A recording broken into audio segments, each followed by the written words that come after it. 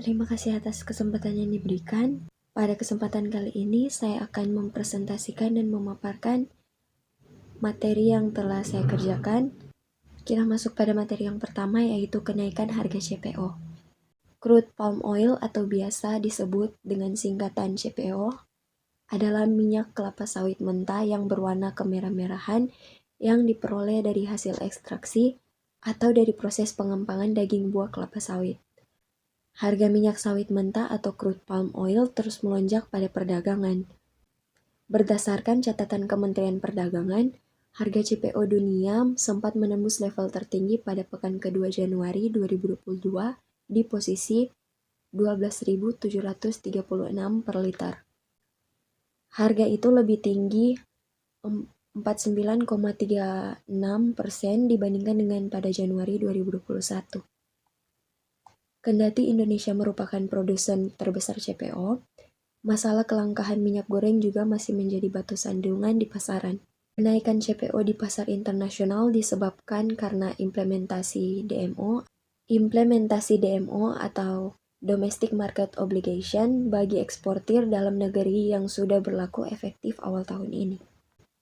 Mengacu pada data definitif, harga CPO yang diperdagangkan di Bursa Malaysia dibanderol di level 6.353 ton atau naik tipis 3,99% dari posisi yang sama pekan lalu.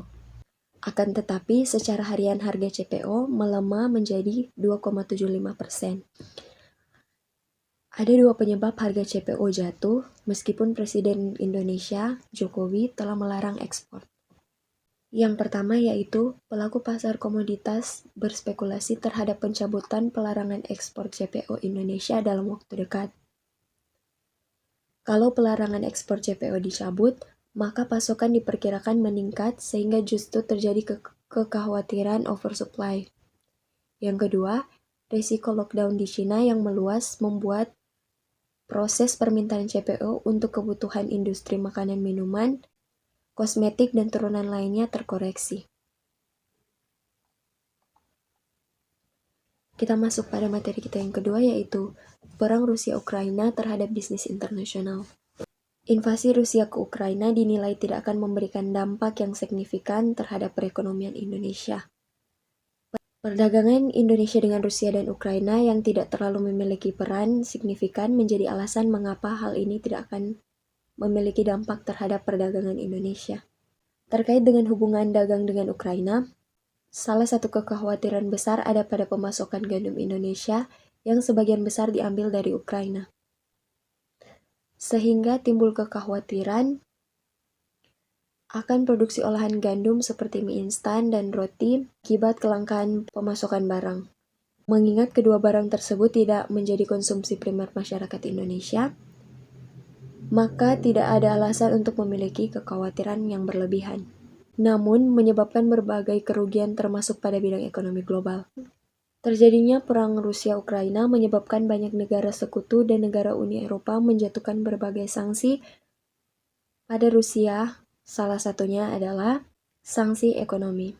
Sanksi ekonomi yang diterima Rusia menyebabkan situasi ekonomi Rusia memburuk, sehingga pemerintahannya melakukan berbagai cara untuk menjaga stabilitas ekonominya. Salah satu cara yang dilakukan Rusia dalam merespon sanksi ekonomi yang dijatuhkan pada mereka adalah lewat perdagangan internasional. Mengingat Rusia merupakan salah satu produsen beberapa komoditas dunia yang perannya sangat penting bagi kehidupan dunia, maka perdagangan internasional menjadi salah satu kunci Rusia dalam meredam sanksi ekonomi yang dijatuhkan pada mereka. Perlu diketahui bahwa Rusia merupakan produsen minyak bumi terbesar di dunia, sebagaimana menurut BP Global Company, di mana pada tahun 2020, Rusia menempati urutan kedua produsen minyak bumi terbesar setelah Amerika Serikat.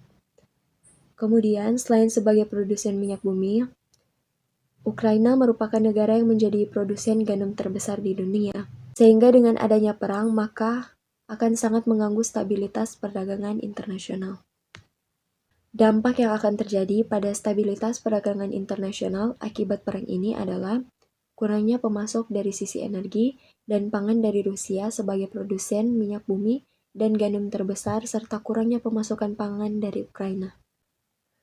Akibat kekurangan suplai atau pemasukan dari dua komoditas penting bagi kehidupan ini, maka harga komoditas perdagangan dunia akan sangat terganggu, terutama pada komoditas energi dan pangan. Demikian presentasi dari saya, diucapkan terima kasih.